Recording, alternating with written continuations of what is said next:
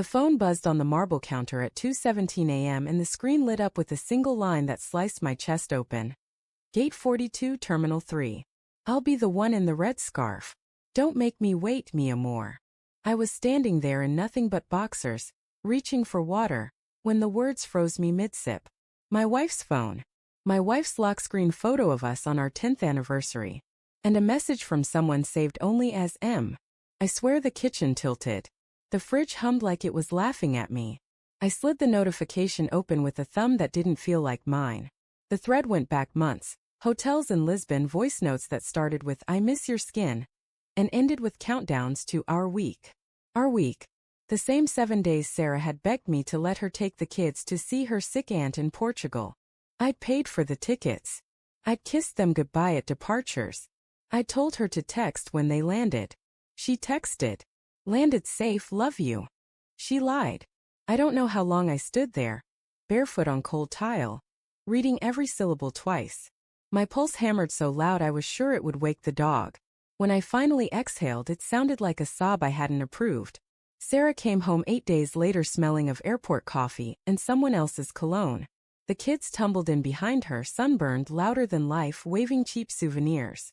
She dropped the suitcases, opened her arms, and I let her hug me because our daughter was watching. Her cheek brushed mine and I felt nothing but the phantom weight of that red scarf.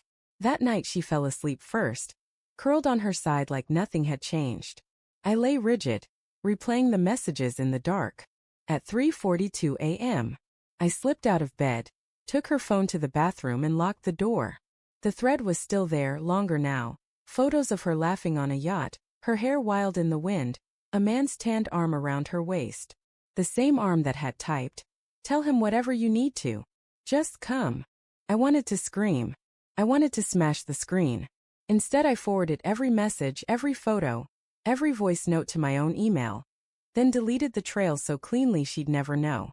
My hands shook so hard the phone clattered into the sink. Morning came gray and merciless.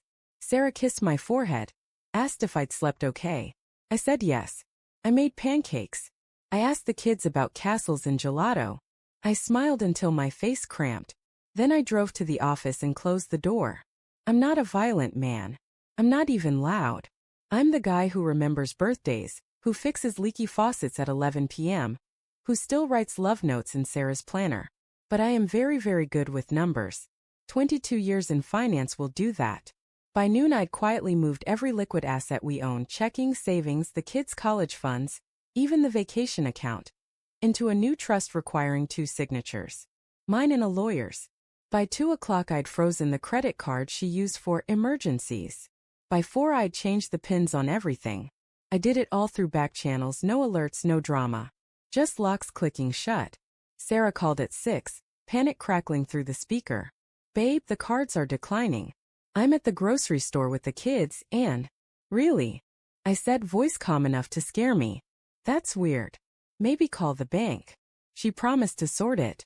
I hung up and stared out my window at the city she'd left me in. They stayed another 9 days. 9 days of system glitches. Of Sarah wiring money from her personal account that somehow never arrived. Of hotels that suddenly required cash up front. I watched the charges stop, then reverse, then vanish. I pictured her in that red scarf, counting coins for bus fare while our kids asked why the pool was closed. On day 10 she called crying. Not the pretty kind, ugly, hiccuping sobs. "We're coming home. Something's wrong with the money. Everything's wrong." I said, "Okay, honey. I'll be at arrivals." I stood behind the barrier in the same spot I'd waved them off, holding a sign that said "Welcome Home" in the kids' favorite colors. When they walked through the sliding doors, Sarah looked 10 years older. Her hair was flat, her eyes swollen. The kids dragged tiny suitcases and didn't shout when they saw me. She stopped 2 feet away. "What did you do?" I crouched, hugged our daughter, then our son, then stood. "I protected what's ours." Her mouth open, closed. The lover wasn't with her. I'd already made sure his passport raised flags at customs. Just Sarah, 2 confused kids, and 3 suitcases full of someone else's dream. We drove home in silence. The kids fell asleep in the back. Sarah stared out the window, whispering, "I was going to tell you. I swear I was coming back to tell you." "Tell me what?" I asked. That you needed a week to decide if you still loved your family? That you spent our savings on a boat ride with a man who called you mi amor while I packed school lunches? She cried harder. I didn't comfort her. That night I slept in the guest room. She knocked once, twice, then slid a note under the door. I'm sorry. I got lost. I thought the distance would wake me up. It only broke me. I didn't answer. The next weeks were a slow autopsy of a marriage.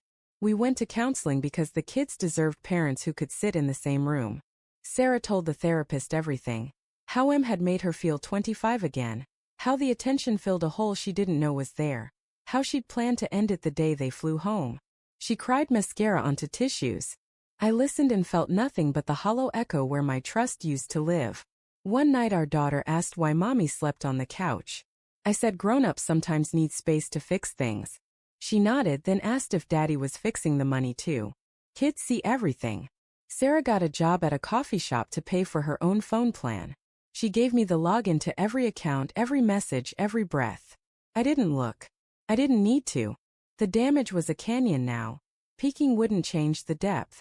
3 months later I moved half the frozen assets into an account for the kids alone. Untouchable until they're 30. The rest I split fairly. She signed the papers without a fight. She moved into a studio 6 blocks away. We share custody, school runs, and the same forced smile at parent-teacher nights. Sometimes I still smell that cologne on the scarf she left in the closet. I haven't thrown it out. Some wounds need to stay open long enough to teach you where the arteries are. Last week our son asked if we could all go to Portugal together someday, when everyone's happy again. Sarah and I locked eyes across the kitchen table. She started to answer. I beat her to it. Maybe, I said. But next time we pay with our own money, and nobody wears red. She laughed. Actually laughed through fresh tears. I didn't. But for the first time in a year the sound didn't feel like a lie. Love isn't the promises you keep when it's easy. It's the ones you rebuild when everything's ash. I'm still holding the match, still deciding whether to strike it again or finally let the wind take what's left. Either way, no one boards a plane on my dime unless I'm sitting right beside them. That's the only vow I have left.